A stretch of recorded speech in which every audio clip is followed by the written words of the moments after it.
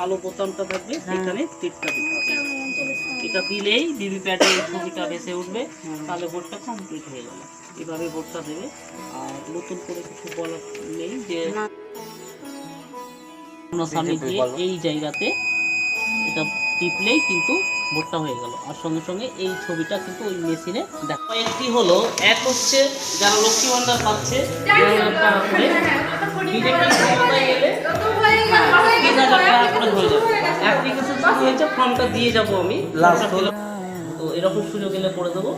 দ্বিতীয় কথা হচ্ছে, বেকার যুবক যুবতীরাও কিন্তু 3,000 টাকা করে, চাকরি না পাওয়া পর্যন্ত 3,000 টাকা করে মান্থলি তাকে দেওয়া হবে।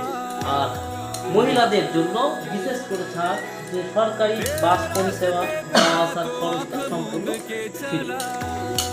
এবং যারা চাকরিজীবী, যারা চাকরি করছে, সপ্তম পে কমিশন যেটা